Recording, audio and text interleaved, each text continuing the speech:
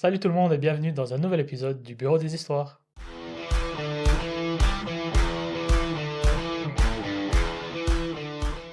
Et comme d'habitude, on va repartir sur 3 histoires Reddit, mais avant toute chose, n'oubliez pas de vous abonner à la chaîne, de mettre un like et d'activer la cloche pour ne rien manquer de nos prochaines vidéos. Et si vous nous écoutez sur une de vos plateformes préférées, en podcast audio, vous pouvez aussi vous abonner et mettre un petit 5 étoiles, parce que ça fait toujours plaisir et ça nous aide beaucoup à développer le projet. Ok, c'est parti. C'est parti. C'est moi le problème de refuser de regarder une série avec mon mari parce qu'il s'y est intéressé qu'après que son cousin lui ait recommandé. Ah, ça c'est dur. Ça c'est vraiment trop dur de se prononcer. Oui. Salut. Je cherche juste un jugement rapide. Ça peut sembler mesquin, et si c'est le cas, et que je me comporte comme une abrutie, je laisserai tomber et je m'excuserai. J'ai recommandé Gilmore Girl à mon mari. Oh là là. Ah oui, pull de situation, excusez-moi. On parle pas de Gilmore Girl comme ça légèrement. Ok. D'accord. Et ce, depuis qu'on a commencé à sortir ensemble. Je lui ai même montré quelques extraits et il m'a dit qu'il passerait son tour. Ce qui m'allait très bien. J'adore cette série depuis que je suis ado et je comprends que ça soit pas pour tout le monde. Depuis que je le connais, je l'ai probablement regardé 2 fois en entier toute seule. Hier, on était à un dîner de famille avec une bonne partie de sa famille éloignée, dont son cousin, avec qui il est très proche. Et aujourd'hui, après le dîner, alors qu'on regardait la télé, il met Netflix, recherche Gilmore Girls, avec une intention très claire, et me dit que son cousin lui a dit que sa femme l'avait rendu accro et que c'était devenu son plaisir coupable. Honnêtement, j'ai cru qu'il se moquait de moi. Je lui ai dit que je lui avais suggéré cette série un nombre incalculable de fois, et que quand c'était moi qui la recommandais, c'était jamais suffisant, mais que soudainement, la parole de son cousin, c'était parole d'évangile, et il m'a juste répondu « T'es sûr que c'est la même série ?» Ce qui m'a encore plus énervée. Je lui ai dit que je l'avais regardée 2 fois depuis que je le connaissais, parce qu'il ne voulait jamais la regarder avec moi. Donc maintenant, il peut la regarder tout seul. Et je suis partie dans notre chambre. Je l'ai entendu mettre l'épisode 1 minute, puis il a changé pour autre chose. Désolée de te poster quelque chose d'aussi insignifiant, mais vraiment je me demande. C'est moi le problème ? Non, c'est pas elle le problème. C'est pas le problème. Après, pour la défense de l'homme dans l'histoire, des fois t'as besoin d'une recommandation masculine, tu vois, Ah. pour regarder ça. C'est comme des fois tu regardes une série parce que quelqu'un de ta famille le regarde. Moi j'ai un exemple. Ma mère regardait Top Model en faisant le repassage. Et c'est vrai qu'au début j'étais arrête de regarder ça. Et au bout d'un moment, à force de mettre, ben, je commençais à m'attacher au personnage. Et j'ai commencé à venir à regarder aussi un petit peu, tu vois. Mais j'osais pas dire que j'aimais bien. Ouais. Donc non, c'est pas le problème. Je pense que c'est le côté masculin de l'homme qui fait que oh non, je vais pas regarder un truc de fille. Et puis là, il voulait pas trop. Et puis quand il a vu qu'un autre homme aimait bien, il s'est dit ah bah je peux me laisser aller. Peut-être. Mais je peux comprendre la frustration de cette femme. En fait, quand t'adores une série, t'as tellement envie de partager ça. Tu sais, moi, des fois, je te dis, viens, on regarde cette série, parce que je l'adore et j'ai trop envie que tu l'aimes aussi. Et quand tu l'aimes pas, bah, des fois, tu sais, comme Sense8, par exemple. J'adore cette série, et t'as regardé un épisode et tu m'as dit, non, c'est mort. Et franchement, j'étais tellement frustrée que si là, tout d'un coup, tu la regardes parce que, je sais pas, ton cousin te la recommande, ça va trop m'énerver. Non, mais après nous c'est différent parce que t'as vraiment des goûts très différents des miens. Donc non, je pense pas que. Donc voilà, je partage ta frustration et je pense pas que ça soit elle le problème. Non, on est d'accord là-dessus. J'ai pas d'autres arguments. Ok, on passe à la suite. Yes. Ok. C'est moi le problème de vouloir quitter ma copine parce qu'elle veut être entretenue. Bah non. On lit quand même l'histoire ou. Non. Non? Ok. Histoire suivante. Allez, vas-y, je veux bien entendre ton contexte. Pour poser le décor, j'ai 26 ans et elle en a 27. On vit ensemble depuis presque un an. Je bosse à plein temps dans un travail manuel, 12 heures par jour, du lundi au jeudi. Elle travaille en vente 2 à 3 jours par semaine, environ 4 à 6 heures par jour. Je paye absolument tout, le loyer, les factures, les courses, l'essence, etc. Et depuis quelque temps, je commence à saturer parce que l'appartement est toujours en bordel. Elle m'avait dit avant qu'on se mette ensemble qu'elle voulait être femme au foyer traditionnelle. Mais sans enfant, sans travail et sans faire le ménage, À part parfois pour remplir le lave-vaisselle. Oh, madame est trop bonne. Ça vaut bien d'être entretenue pour ça, dis donc. Marie-là, Marie-là. Et encore, si je laisse traîner une assiette ou un verre après une journée de 12 heures et après avoir cuisiné, elle s'énerve. Depuis quelques semaines, je rentre du boulot, je la trouve sur le canapé devant TikTok, alors que l'appartement est en bordel. Je lui dis, un homme qui prend ses responsabilités a besoin d'une femme qui le soutient. Mais elle ne soutient rien du tout. Elle m'a tout de suite renvoyé la balle en disant que je n'étais pas vraiment quelqu'un qui assume, sous prétexte que je ne payais pas tout, comme ses ongles, ses cheveux, ses vêtements, etc. Je lui ai répondu, ce sont des extras. Moi je te loge, je te nourris, je t'amène en rendez-vous. Si tu veux ce genre de dépenses, utilise ton salaire à toi. Et là elle me sort, oui, mais tu devrais vouloir garder ta copine jolie, non? À ce moment précis, j'ai décroché mentalement. Depuis, je pense très sérieusement à rompre. On s'entend bien, la connexion est bonne, mais tout ce qu'elle consomme sur TikTok, des discours de femmes seules, amères, lui monte à la tête et lui donne des attentes déconnectées de la réalité. Alors je me demande, c'est moi le problème? Non, après, je pense là, le gros souci, c'est qu'ils ont des attentes, les deux, très différentes dans leur vie de couple. Tu peux pas dire, bah voilà, il y a des femmes qui aspirent à être tradwife, qui veulent rester à la maison, être entretenues, mais effectivement, leur job, c'est d'avoir une maison nickel, de faire à manger, de s'occuper des enfants s'il y a des enfants, s'il y a pas des enfants, tant pis. Mais du coup, tu peux avoir ces aspirations pour ta vie, même si personnellement je les comprends pas. Mais à ce moment-là, tu te trouves un homme qui a cette envie-là aussi. Et lui, il a envie d'une femme indépendante, une femme qui, ici, elle reste à la maison, qui fait les tâches ménagères, mais il veut pas non plus d'une femme à entretenir. Et du coup, ils ont pas du tout les mêmes points de vue. Donc pour moi, ils sont incompatibles. Ouais. Donc il devrait pas rester avec une femme qui a des envies différentes que lui, c'est tout. Ouais, franchement, là-dessus, je crois que j'ai pas mieux à dire que toi. Voilà, après, on peut pas. Après, il y a des gens qui vont dire, ouais, c'est n'importe quoi, c'est tradwife. Peut-être. Mais il y a des hommes pour ça.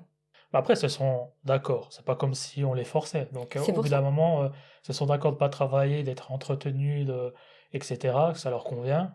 Tu peux pas non plus juger quelque chose comme ça. Bah non. Mais ouais, moi, le seul petit reproche que je peux lui faire à lui, c'est le fait de rester avec elle, finalement. Si lui, c'est pas quelque chose qui lui convient, bah, il faut pas, faut rompre. Bah oui, c'est ça. C'est une question de compatibilité. Après, tu peux très bien t'entendre avec ta personne. Comme il dit, on s'entend bien, on a une bonne connexion. Mais en fait, j'ai un gros doute parce que t'es pas assez connecté pour être aligné au niveau de tes attentes. Donc au final, Oui, mais après, je pense qu'il voulait dire, ils sont bien connectés dans la sphère privée. Et il se dit, ah, merde, quoi. ouais. Non, je pense que c'est pas des personnes compatibles et du coup non, c'est pas lui le problème de vouloir rompre avec elle parce que elle a pas les mêmes attentes que lui dans la vie. Ok, bah, je suis d'accord, c'est pas lui le problème. Non. Bon, encore une histoire simple. Exactement. Enfin, on verra en commentaire ce que les gens en diront, Ouais. mais Ok, la dernière? la petite dernière. C'est moi le problème d'avoir dit à mon copain que son travail n'est pas plus important que le mien. Je sais pas. C'est difficile, hein? Je suis une femme de 17 ans, et moi et mon copain, on travaille tous les deux. Je travaille parce que mes parents ont insisté pour que j'apprenne à gagner mon propre argent. Et honnêtement, ça se passe plutôt bien. Je suis serveuse dans un steakhouse près de chez mon copain. Évidemment, il y a du bon et du mauvais, mais je considère pas que ce soit un mauvais boulot. Lui a un job plus intense. Il fait 9h-17h. Donc mon copain est passé après le travail et il avait l'air épuisé. Je l'ai laissé prendre une douche et j'ai préparé le dîner. Il était vraiment irritable et agacé quand j'ai essayé de lui parler. J'ai recommencé à lui demander comment s'était passée sa journée, parce qu'un peu plus tôt, il avait juste lancé un regard noir quand je lui avais posé la question, ce qui m'avait déjà un peu agacé. Et le fait que je repose la question l'a irrité encore plus. Il a commencé à parler des clients chiants, d'une femme au boulot super désagréable et d'autres trucs du genre. Je lui ai répondu: je suis vraiment désolée, on dirait que t'as eu une journée vraiment pourrie. J'essayais juste de montrer que j'avais compris qu'il avait passé une mauvaise journée, mais j'imagine qu'il a cru que je minimisais. Il s'est remis à râler, en disant que mon travail était tellement facile et que je ne faisais que servir à manger, et que lui n'arriverait jamais à faire serveuse. J'ai répondu: c'est vrai que tu ne pourrais pas être serveur, parce qu'il faut des personnes vraiment travailleuses pour bosser dans le milieu où je travaille. Ouh, dans ta face. Il a soufflé, puis il a commencé à rire en disant que mon job était bas de gamme et que lui, au moins, gagnait vraiment de l'argent. Alors je lui ai dit que son travail n'était pas plus important que le mien, qu'on travaillait tous les deux, qu'on gagnait de l'argent et qu'on faisait quelque chose dans lequel on était bon. Il a continué à vouloir se disputer, donc j'ai laissé mon assiette, je lui ai dit de profiter de son repas, et je suis allée dans ma chambre. Maintenant, il est en colère. Il dit que je travaille pas assez et que je suis ingrate. Que lui me traite super bien et que je minimise son boulot. Et je me sens mal, parce que je sais qu'il travaille dur. Mais en même temps, ce qu'il m'a dit m'a blessée. Peut-être que je ne bosse pas aussi dur que quelqu'un avec un job à plein temps, mais je travaille autant que je peux. Alors je me demande, c'est moi le problème? Non, je pense pas que c'est elle le problème. Après, pour la question du boulot, je pense pas qu'il y ait un boulot qui est plus important qu'un autre ou plus dur. Ça dépend aussi de chaque caractère. Il y en a des, ils aiment bien tout ce qui est manuel. Ils auront du mal à travailler dans un bureau. Et d'autres auront du mal à travailler dans un travail manuel parce qu'ils préfèrent être au bureau. Ils travaillent sur un ordi. Bien sûr. Donc après, chacun a ses difficultés. Après, le problème, c'est qu'on ne sait pas l'âge de son copain.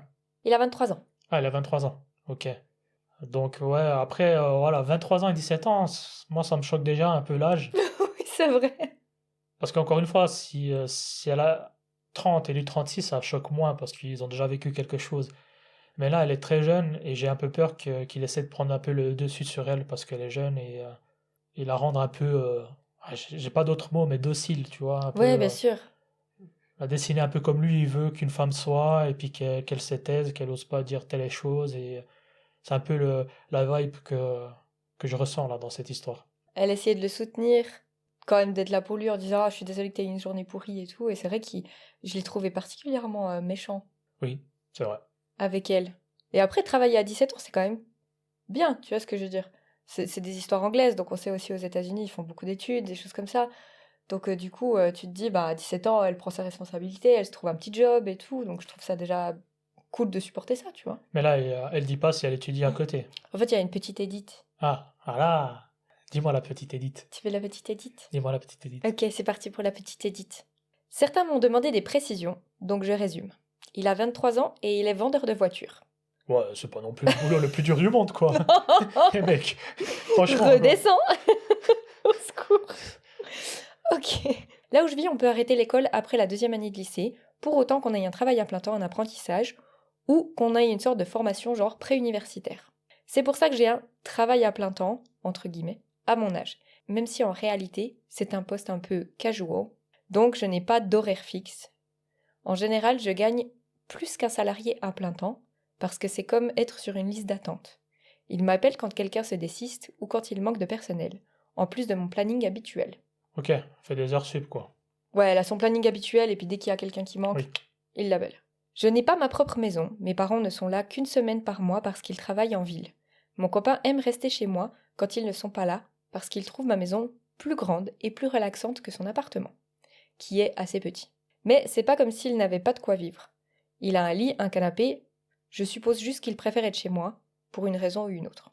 Bon, la raison elle est simple. Pourquoi il préfère être avec toi? C'est qu'il veut des petits câlins la nuit, quoi. Ouais, puis c'est qu'il a une maison plus grande.